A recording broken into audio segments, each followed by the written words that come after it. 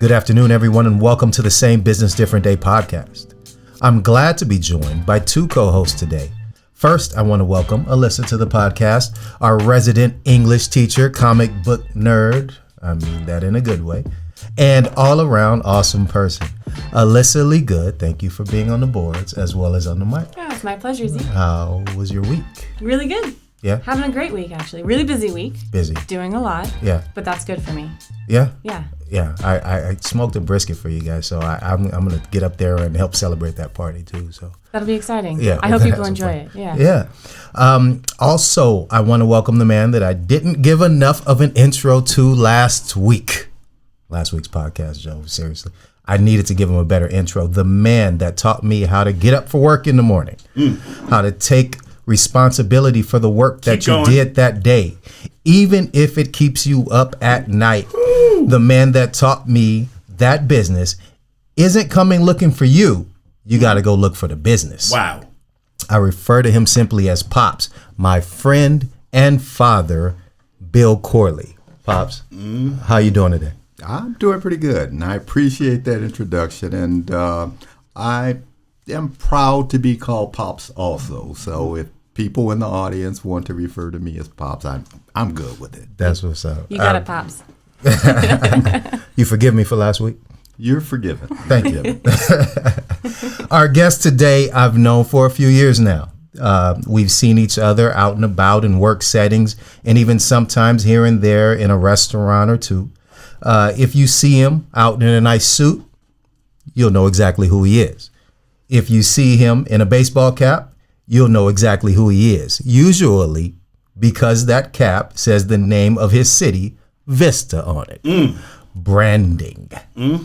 What you will always see him in is a big smile. Just like I mentioned about our guest last week, I see that he's a good family man, so we know he's a man of great character. There are a few articles you'll find written about him that don't use the word gregarious. So I know that our listeners will have fun listening to him talk today.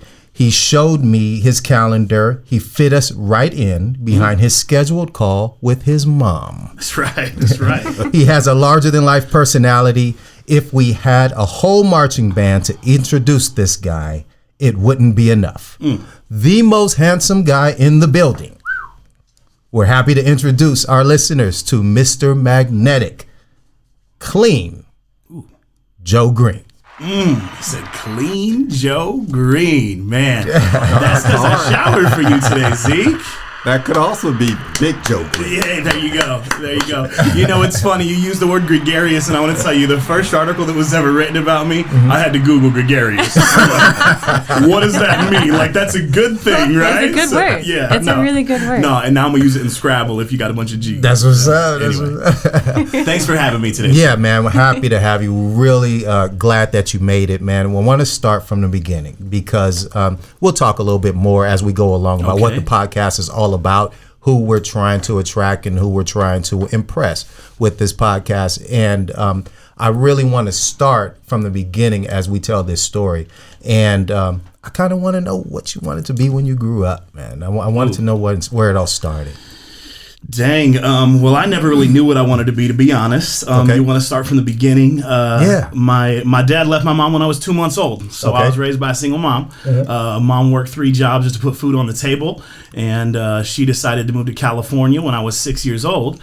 And I came with my older brother and older sister. We moved out to what we thought was a fantastic community in Vista. She always wanted to live in Los Angeles, and there was a street called East Los Angeles Street in Vista. Good. So we moved to East Los Angeles Street in Vista when I was 6 years old. And, having a single mom, she installed a really big work ethic in me. And I tell you, my first job was sweeping the parking lot at Bottle Bin Liquor here in Vista for 50 cents once a week. Very nice. And that started in the 3rd grade because I wanted to make money to get a Chocodile and play Legend of Cage, man.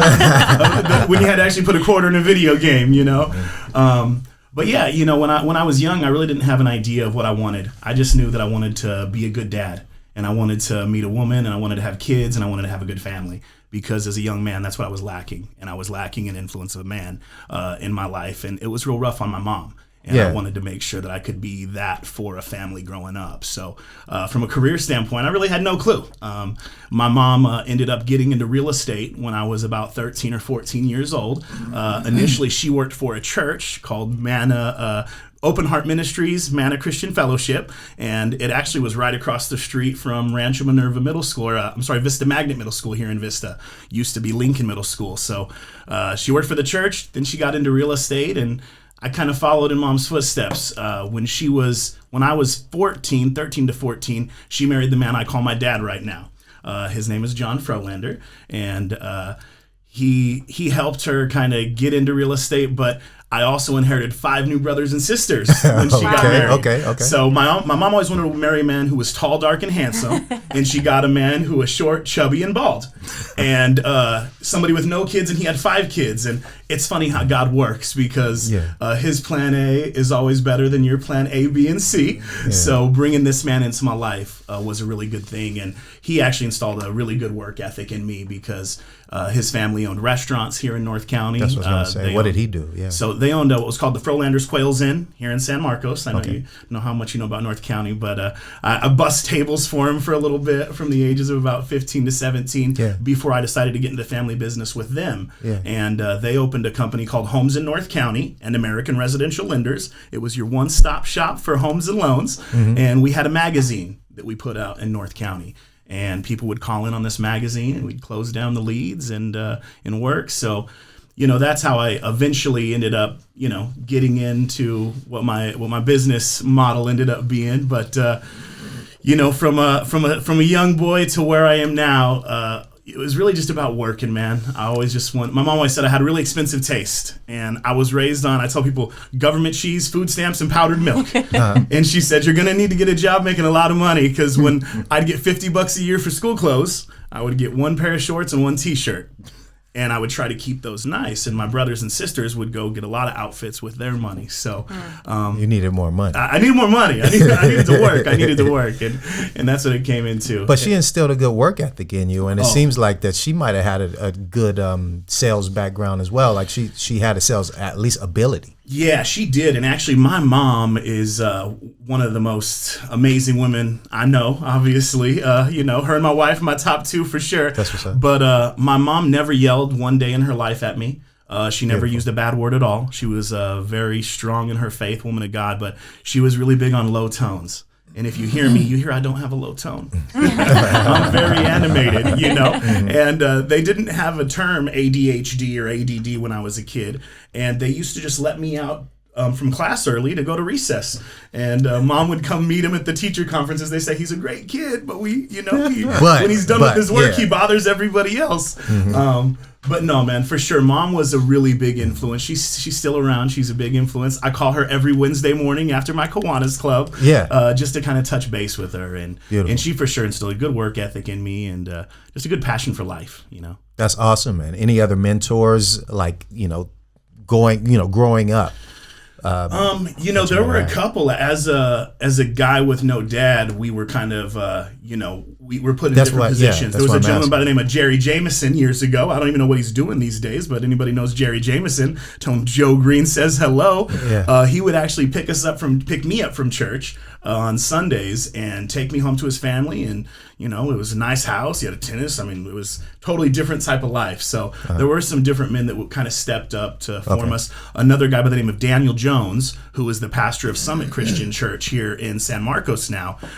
His name was DJ growing up. He was my youth leader. But when we lived on East Los Angeles Street, kind of a funny story, my bike got stolen. And we didn't have a man, and we know who stole it. We knew who it was. And DJ actually came over to the house, asked where it was, and went down the road and got the bike and brought it back. That's awesome. I remember as a young guy going, man, I want to be that type of guy. Yeah. He gets a bike for somebody. Yeah. So, there were definitely good men who stepped up and kind of showed me what it was to be a man. Mm-hmm. About sports? So I never had money to play sports because mom was, we're real poor. So I could never really play organized sports. I did get to play a year of baseball when I was like 12 and hit a bunch of home runs. It was great. But in the middle of the season, I had to get sent back to live with my dad because of some financial stuff. My father with my mom. In high school, I wrestled. I got to play football.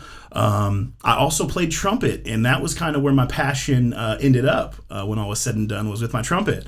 So I played trumpet basically for about 8 years from middle school through high school, and I still play my trumpet today just to kind of jam out and get a little hot air out. That's awesome. Cool. But football and wrestling was fun. It was really humbling. When I moved to Illinois, my junior year in high school, our football team, the Granite City Warriors, we failed to win and finished 0-10. Okay. So I'm good with dealing with adversity, and we fail forward. There you so go. so yeah, those were my sports. The reason I asked about sports, though, is because, when we talk about like how teams are formulated, right? And working together in, your career nowadays, that you have to work together with the team, and maybe you're the coach, right? And the way this podcast is set up, we really don't talk about exactly what you do until later in the podcast. We kind of let them guess a little bit, And so we want our listeners to kind of figure out who you are. If they can't figure out that you're a salesperson by now, then they've kind of lost. They've already lost the game. But so you guys got to take shots or something. I don't know what they do, but what we really want is to kind of just get a background on how things get developed in that direction. So what does it take to be a business owner in 2020, let alone you've been a business owner for how many years now? Since 97, I was on my own. Right. 20-year-old kid, so does that mean that you have to be the popular guy in school? Does it have to mean that you have to be the captain of the football team? Not at all. I think in order to be successful in business, you just got to be able to get up every morning, put one foot in front of the other, and be willing to work hard. And be willing to believe in yourself, Right. A lot of people do a lot of the same things, and you need to do whatever you can to set yourself apart. Yes, sir. For me, it didn't happen overnight, I said, I started working in my business when I was really young. I was a paperwork pusher, and I did everything from cleaning the toilets to washing the windows to cleaning off newspaper racks, and you name it. But I think you have to start small. You got to start somewhere, and you got to really get your foundation. So for me, it was just putting in the time, putting in the work. Also getting involved in the community. There's no substitute for relationships. And if you want to be a business owner and you want to be in business, people have to trust you. And people trust you when they know that you serve your community. You can't always be going after people trying to make money off of people. I call it commission breath when you're in sales, okay? People know when you need to sell something. And I like to dedicate the majority of my time to serving my community. And whether that's serving in the PTA, I was the president of my kids' PTAs, elementary school, middle school, high school. I was the president of the entire PTA for the entire Vista Unified School District for 2 years. I was the communications chair. I was the vice president. So for 13 years, I served as a parent in the PTA, the Parent Teacher Administration.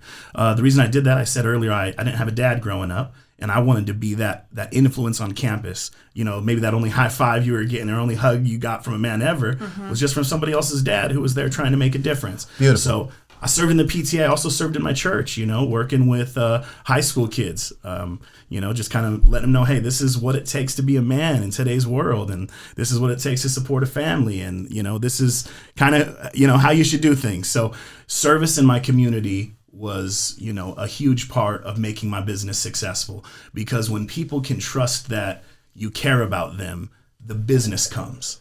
And I've been doing this long enough now to where I don't advertise, and I don't know if people are calling me to talk about their days or if they're calling because they want me to do some work for them, But either way, I'm going to be available, and I'm going to make sure that I nurture all of those relationships, whether they're going to make me money or not, because that's inevitably in business how you make money is based off your relationships. There's no better call than a call that's what we call a hot call.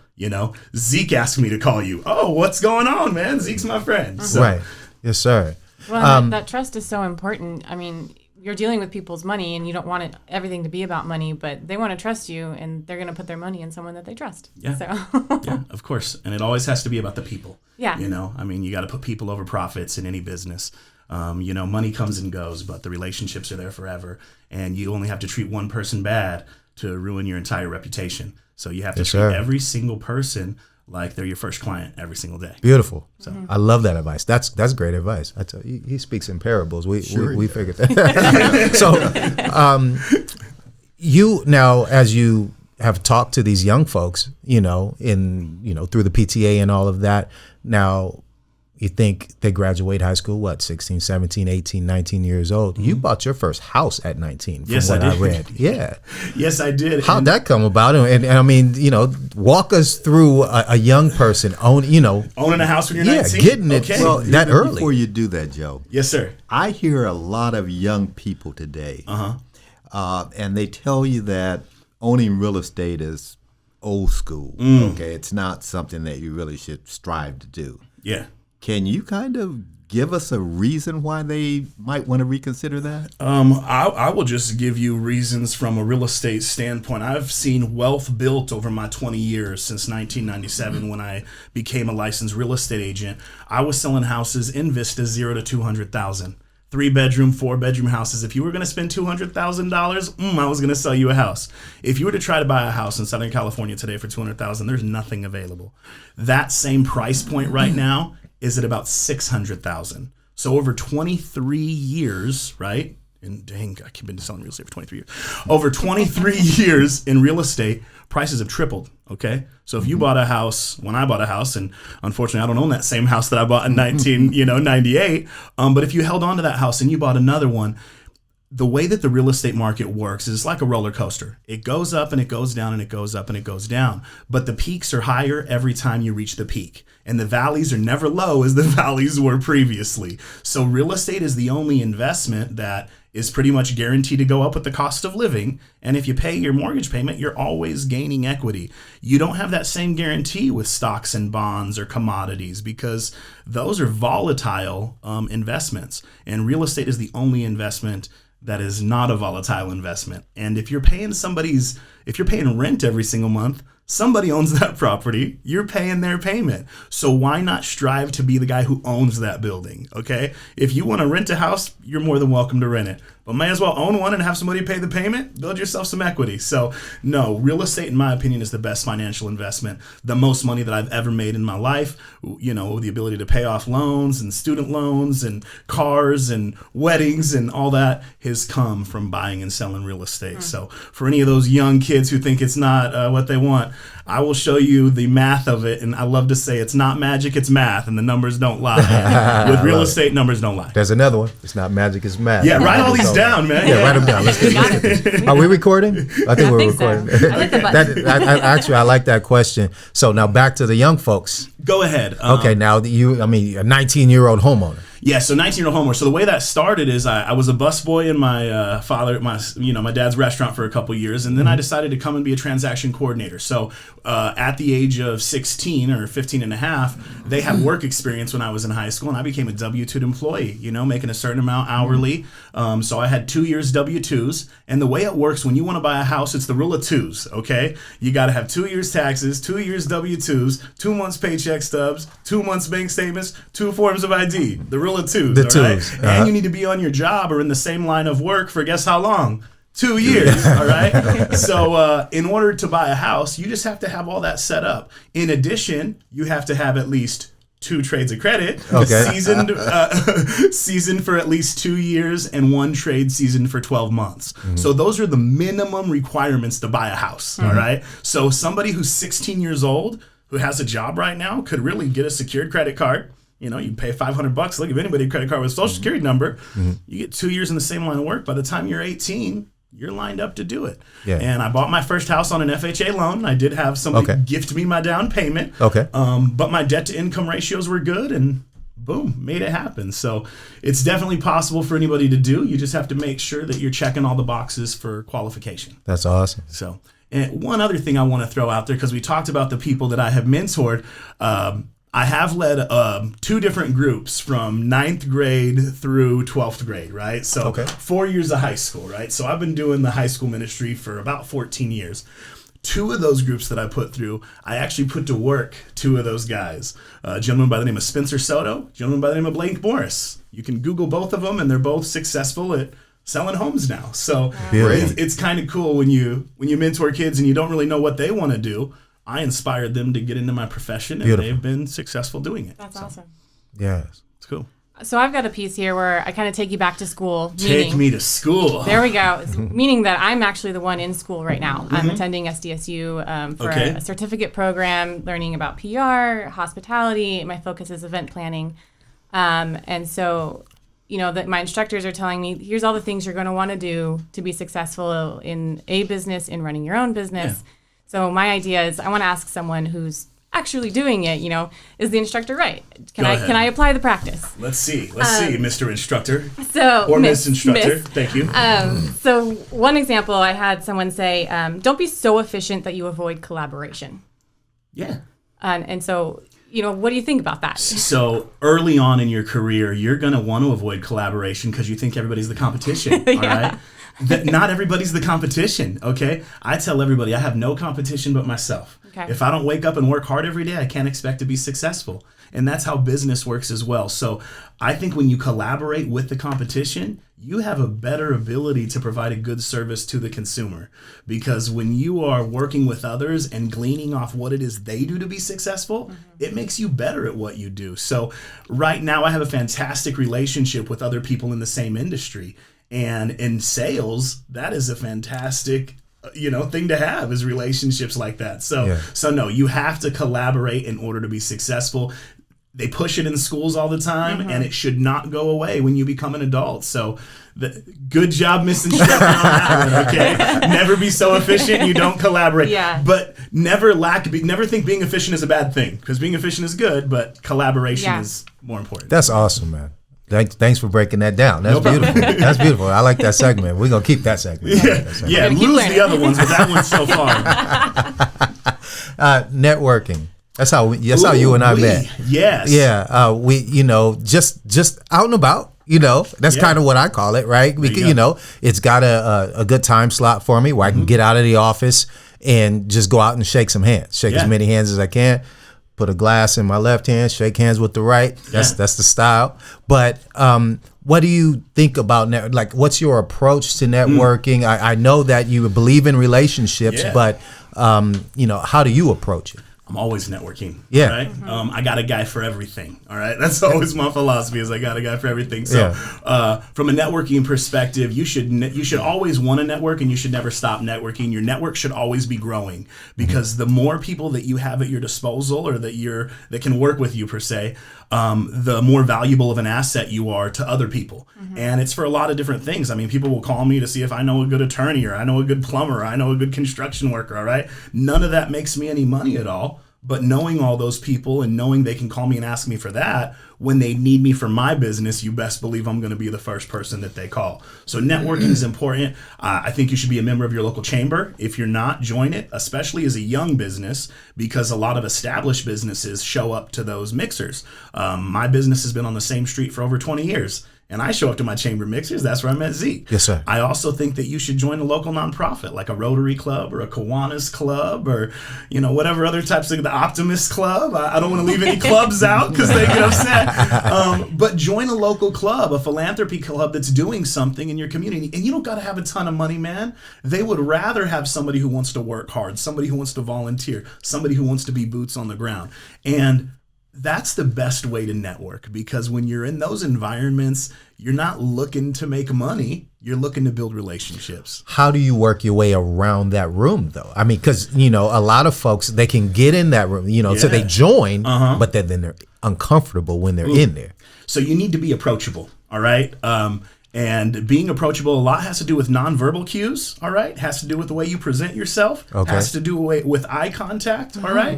You'll notice that when we're sitting here, we're looking. I'm engaged. I'm making sure you guys know that I'm dealing with you here. Yeah. And a lot of people don't understand nonverbal cues. There's what's called your EQ, which is your emotional quantitative ability, and your IQ. A lot of people know about IQ. Write it down. But they don't know about EQ, okay? Your emotional quantitative ability is like how you judge a situation. How are people vibing off me? Okay. The young kids call it a vibe check. Yeah, that's what I heard. Yeah. But as far as grown-ups, we have to be aware of situations. So how do you work the room? You got to know the room. You got to make eye contact with somebody. When you make eye contact with somebody, they know you're coming. All right. Yeah. Do they look down and do they look away from you, or do they look at you and are they engaged? That's how you work a room, is you look around for people to make connections with. Lock in on that person and walk up with a business card out, you know. Whatever you're confident in saying always needs to be the first word in a networking thing, okay? Yeah. So if you go to a networking mixer, pull out your business card. I know my name's Joe Green, right? And I can be confident, be like, hey, I'm Joe Green, and this is what I do, okay? So any type of mixers or networking you do, make sure the first thing you say it confidently. You know, web-to-web handshakes when it's not COVID time. And, you know, make sure that you're connected and try to gauge the situation. If people are looking away a lot when you're talking to them, or they're not smiling, or they turn away from you, that's probably somebody who doesn't want to hang out with you. And you just move on to the next one. It's like dating. It's a numbers game, man. You might introduce yourself to 10 people and only one of them wants to talk to you. What if that one person has 5 friends? Boom, all right? Right. Never be afraid of rejection, you know? Yeah. So. Joe, you went all around talking about networking, but a lot of it had to do with community involvement. Yes, sir. And I see you everywhere, and you seem to be involved in everything. Okay. Why should someone want to be involved in their community? I mean, what's the value in it? Is it just financial, or is it more than that? No. So for me, community has nothing to do with finances, man. I grew up in this town, and this town for me is about being proud of a spot that you live, you know. I want the other cities to look at Vista and be jealous of what we have going on.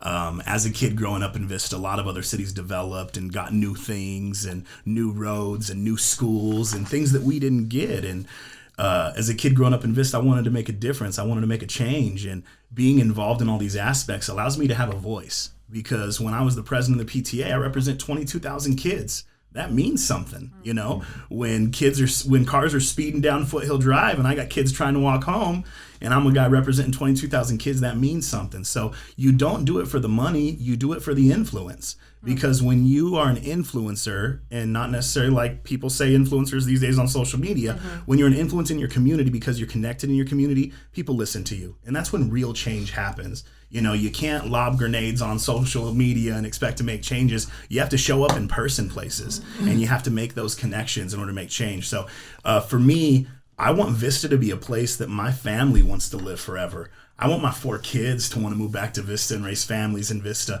and have everything they need to not have to leave Vista. You know, we got great steakhouses, we got sushi, we got a movie theater, we got a water park, we got schools, you know, like we want to have everything you have here. So for me, this is where I live. This is my home. And I treat Vista like a family member. And I get offended when people talk bad about my town. And when there's things wrong with my town, I want to know about it. And I want to make sure that I don't just know about it, but I'm doing things to fix it. So I like to tell people that not only are you heard, but actions were taken based off of what you said.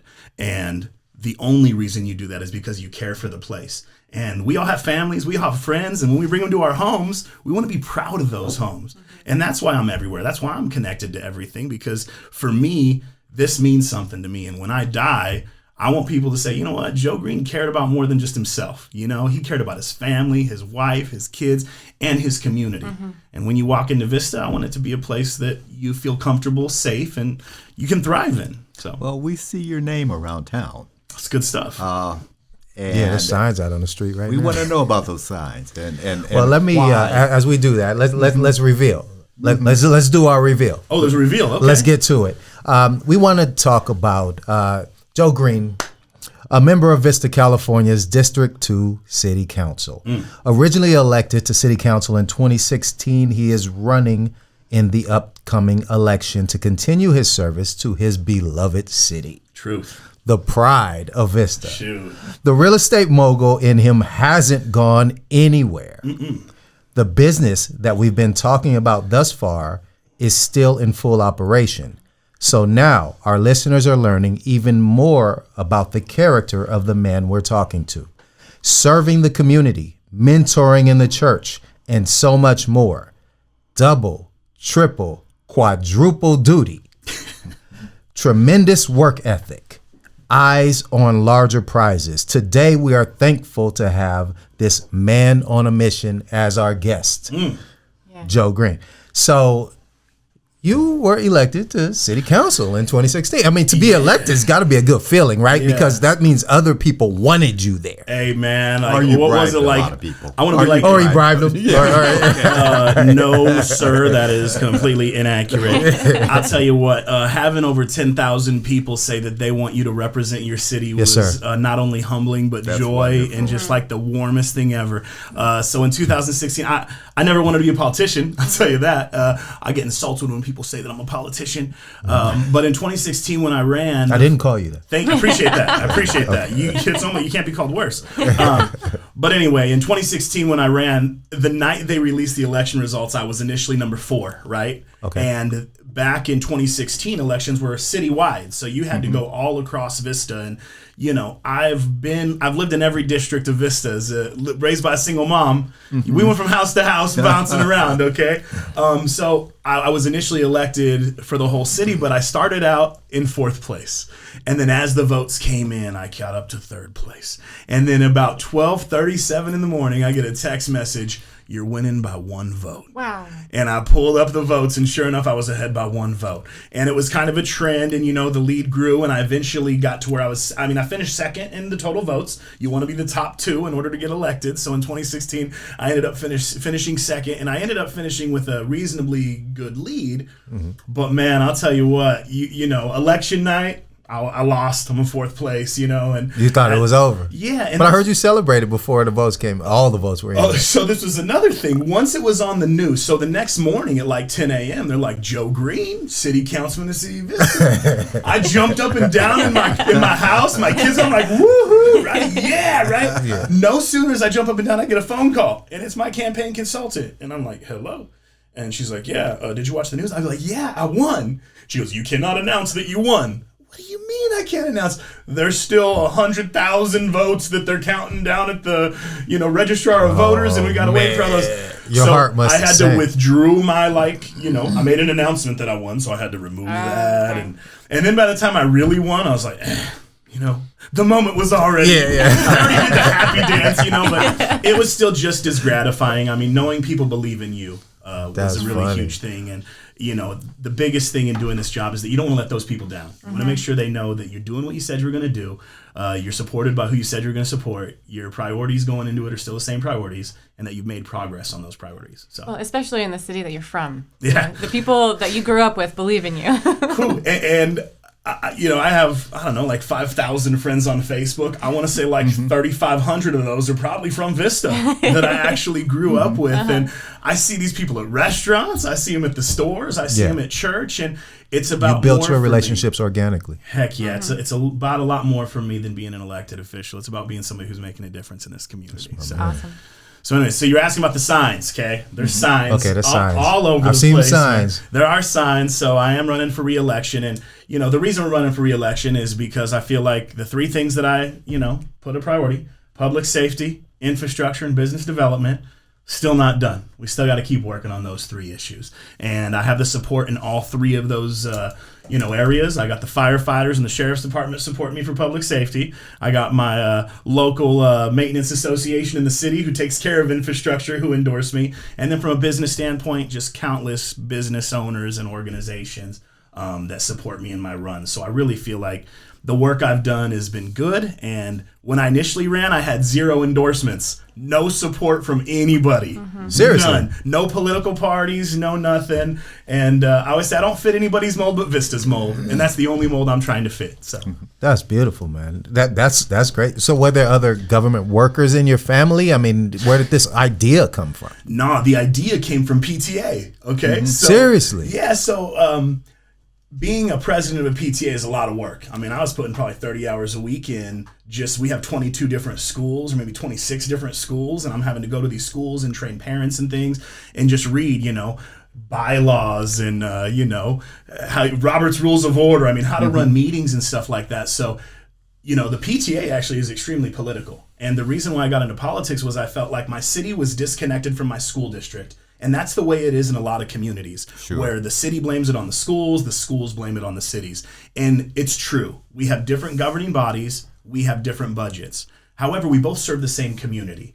And there's no reason to blame shift. We should be able to work together for our community. So I really wanted to open up that form of communication between my school district and my city to make sure that we were doing more stuff together.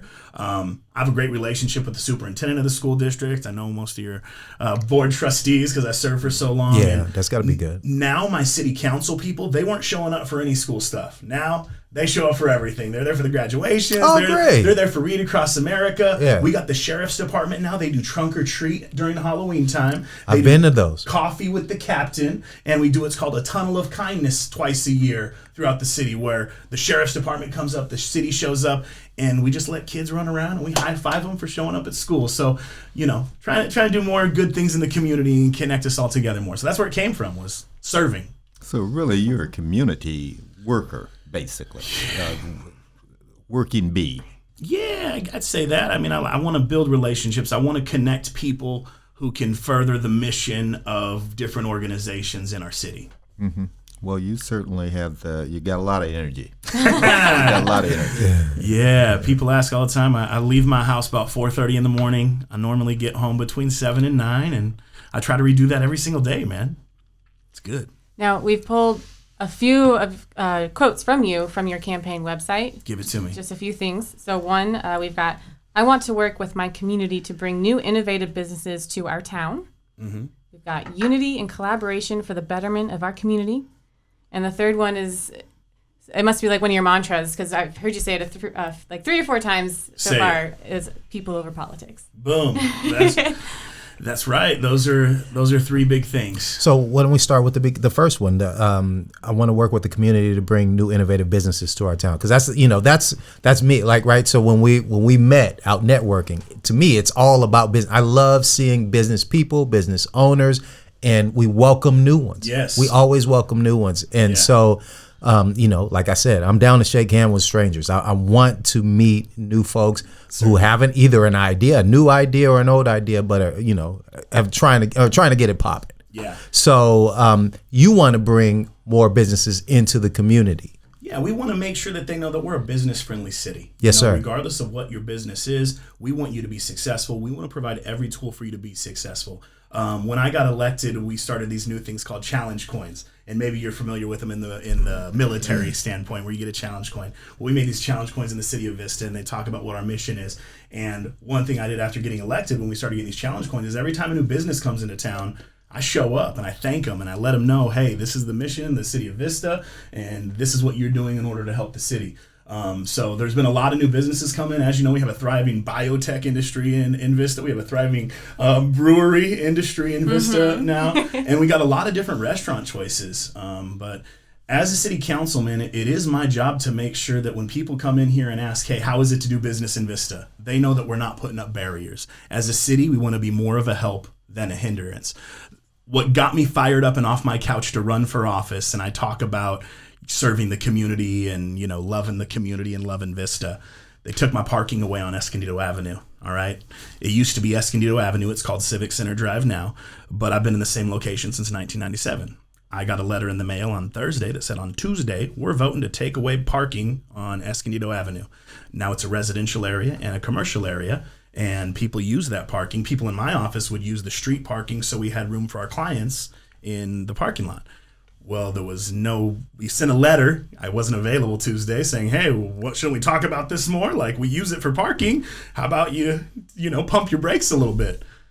Thursday of that week, no parking signs went up and they restriped the street. Wow. And I could not believe that as this business owner, this PTA guy, this guy who's all over, that nobody told me they were taken away. And it affected my business. And it affected Andy DePaul, who was an accountant in 510 Civic Center Drive for about 30 years. He actually is no longer there because he had to park down at City Hall and walk to his office because during tax time, there was no place for his clients to park. So, you can complain about things that don't change, or you can get off your seat and go run for office and try to make the change. So that was a big thing for me. But when businesses are affected, it's very important that as a city council that we let them know we're here to help you, and we don't want to take away your parking or take away your ability to do business. Yeah. I love the connect with your other business in real estate. You know, if I were buying a house from you, you're going to be able to tell me about the town. You know what's going on. Yeah. That's great. I know all the zonings and all the guidelines and setbacks and everything. And some people will complain about a realtor being on council, but I'll let you know, I'm a residential real estate guy. I don't do any commercial, and I've been doing residential real estate for 97. I'm not changing what I do. I do just fine doing what I do. But being a real estate agent has allowed me to read a lot of plans, and I know about zoning and setbacks, and I've been reading paperwork since I was a wee little lad. So big stacks of paperwork and plot maps, and they don't bother me. So it's great. Awesome. People over politics. So people over politics. If you check my voting record, you'll see that I don't vote with any particular party. I will say I am a registered Republican. I have been my whole life. However, I've up until this year, I've never been endorsed by the Republican Party. And I think this year, it's because of the political climate we're in, obviously. But my votes have never been down any type of party line. Okay, how does real estate, your real estate career, lend itself to this other field of work? I kind of touched on it a little bit before, but I would say that it just allows me to understand property rights. And when I got elected to being a city councilman, I didn't know that land use issues were going to be the most controversial part of my job. Okay. Like, I wanted to work with the city and, work with the schools. Zoning and land use and general plan amendments, those are the most controversial things. So what are you going to build on this land next to this residential area? Or what are you going to build next to this commercial area? Are you going to change this from a C1 to a C2, or to a low density housing to a medium density to a high density housing? Yeah. So my real estate career really helped me understand the differences in zoning and the different requirements for infrastructure for new housing development, because tying into sewer and school fees and traffic fees, that all costs money, and knowing that coming in wasn't a shocker to me. I felt like I had a leg up on my competition. Getting back to real estate, Go ahead. what other lessons are out there for you? Like, if there's got to be more to learn, right? We have to continue to grow. I mean, I understand, and certainly in these times, we're talking about COVID. We're talking about so many things, right? I'm sure you've been doing virtual tours at times. There's probably more out there for you to learn, right? Yeah. I hate to give all these like. wait a minute! You gotta give the tricks of the trade. Like, no, they're just coming out now. Well, I would say leaders are learners, learners are leaders. Yes, And if the second you stop learning, you're gonna stop leading. All right. Okay. And I want to lead in business. I want to lead in politics. I want to lead my family, which means I'm always learning. In real estate, technology has made my job a lot easier. I send listings to 37 buyers every morning when they wake up and have coffee. Now, I don't do that. It's automated, but every morning they get an email from me. With my transactions, all my contingencies and timeframes, disclosures are due, proof of funds is due, loan contingency removals. It's all automated now. So, kind of integrating technology and making sure that you're always up on the latest and greatest. I never want somebody in my business to have something available to the consumer that I don't already know about, that I haven't already mastered. So I always want to have my finger on the pulse of the industry to make sure that I'm the best at what I do. And there's no doubt when I leave your dining room table, because that's normally where I'm sitting down at, I'm the guy that you want working for you. That's beautiful, man. Joe, go ahead. One of the things that this podcast is all about is motivating people, younger people, older people, to come into business, to decide on going into business for themselves, because business is where a lot of people really get to started in terms of becoming successful. At this time, with all the havoc that we see going on in the economy and people losing their jobs, okay, and they don't know which way to go, okay, and they're at a crossroad and they're thinking, should I go back and look for another job, or, since I've got maybe I've got a little savings or something. I think I want to make a shot at a career in real estate. What would you tell them? Real estate's tough. I'm not going to lie. All careers are tough, but you have to be willing to fail. All right. I always say, expect the best, but prepare for the worst. All right. And that's kind of how real estate goes, is you want to think that you're going to be great and successful, but you have to be prepared. Just owning a business in general, though, anybody who's on the fence about being a self-employed business owner, get off the fence and just take a risk. Yes, There's sir. always jobs out there. I could go get a job making 120 grand a year tomorrow. No problem. Send my resume. I get that job. But making the kind of money that I make selling houses and owning my own company and being able to be diversified, you know, they say the average millionaire has 7 different sources of income. 7 different sources of income. If you're working a 9 to 5, making $20 an hour, 40 hours a week, you're not even thinking that. As a business owner, it allows me to expand my mind and expand my opportunities where I'm not just making money from selling houses. You know, I sell houses, I do loans, I sit on a couple governing boards, I'm a broker, so I have 6 agents who work for me, and then I go out and I speak to people to motivate them, just like you. So I'm at 6 so far. I need to keep going to get more. But being a business owner allows me to peel back the curtain and really see, how is it that somebody can pay you $20 an hour, 40 hours a week, 52 weeks per year? As a business owner, I can make that number and say, this is how much I have to close to put one of those to work. Wouldn't you rather be the business owner and say, man, if I make this much money, I could put one of them to work and I'm going to keep making more money. The more I hire, the more I make. And that's why businesses are successful, because they don't limit themselves to a certain amount of money. I never say I want to make 10 grand a month, man. I set my sights super high so that I'm not hitting them, so that I constantly have something to strive for. That's right. Now, to build on that, you're a successful business owner and you're a successful city councilman. What would you say to someone who, you know, has started their own business, is doing okay, and it says, I want to be more involved? How do you balance that? You balance that by having an amazing wife. I've been married for 22 years to Jennifer Raquel Green, There you go. and she is the foundation of my world. And I would not be able to put my socks and underwear and shoes and pants and shirt on every day without my wife. So before you decide to jump into 1,000 things, make sure that you're taking care of number 1, which is your family. I've been married for 22 years. I got 3 daughters, 21 years old, 19 years old, 17 years old. I'm their best friend. I'm their dad. I'm their mentor. I'm their rock. My son, who's 14, Joey, same guy to him. I make sure they all know they're taken care of first before I do anything else. Because when you don't have peace in your home life, you can't have success in any other area of your life. So go home, make sure your wife loves you, make sure your kids love you, run by them what you want to do. And then when you have their support and they're motivated to lift you up, then go do it. But until you're squared away at home, don't do anything, man, because you can't be successful if you don't have a good support system. That's awesome. Yeah, I noticed your shirt was buttoned right today. Yeah, things are good at home. I got a crease in this shirt, man. I took it out of a dry cleaner bag. So we're getting close to wrapping it up.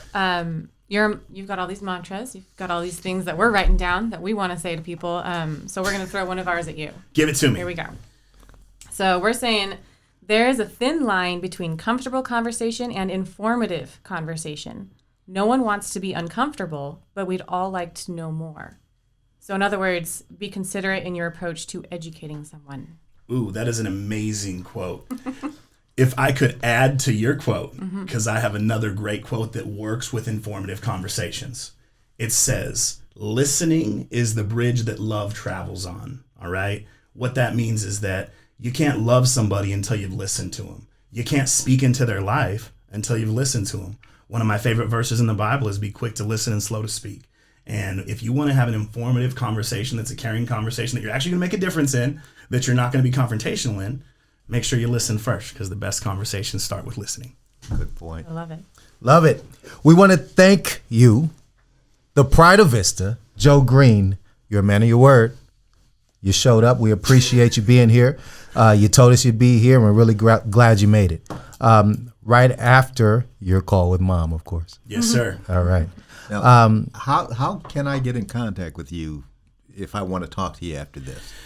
If you want to talk to me after this, you can email me, joegreen760@gmail.com. I'm even going to throw my cell phone, 760-815-4872. What? You can call, Cell you can phone text. on the podcast. Text me, whatever, man. It rings so much anyways. If I don't call you back, somebody from staff will. But yeah, that's how you get in touch with me. Email or text, and I'm sure they'll let you know my websites and things when we wrap. All right. I've taught sales. I've met politicians. There are plenty of both that think that taking the time to remember names or keeping a smile on your face is all that you need to get people to respect you. But some of us will take the time to try to see you for who you truly are. People over politics. I really like that. So many talk about making a difference, but some are just trying to make a difference for themselves or their own family. The young and the old are hearing from us. The business owners and the business minded are hearing from us. We need more people like you to speak to them. We have our fun, but we're here to build a future. Good luck on your reelection, and I hope you come back to celebrate with us after your victory. I will gladly come back if there is a victory, and know that the victory has already been had. Yes, sir. In him, and regardless of what happens, I'm gonna keep smiling and serving the city. So thank you guys so much for your time. It's been a pleasure. One more question. Well, give it to me, Bill. Are you going to run for mayor again? I'm gonna say no. It's not in the cards at this point in time, but things change, and if I'm forced, if that's what the community wants, we'll see. But as of now, absolutely not. Just being Joe Green City Councilman feels great. I got enough on my plate without being the mayor of Vista. There you go. And our mayor is fabulous. Love you, Judy Ritter. All right, Judy Ritter. All right, everyone. If you'd like to get in touch with Joe Green, you can find him on Facebook at Joe Green Vista City Council, on Instagram at Joe Green for Vista with an underscore in between each word. He's on Twitter at Joe Green 760. Those are numbers, not words. His websites for his real estate, he's at www.greenteam760.com, and for his campaign, www.joegreen2020.com. And if you want to get in touch with Joe personally, you can email him at joegreen760@gmail.com. Boom goes the dynamite. Like and subscribe, Same Business Different Day podcast, and follow us everywhere at Same Biz Pod, SAMEBIZPOD. Thank you, Joe Green. Thank you, Zeke. Thank you, Same Business Different Day.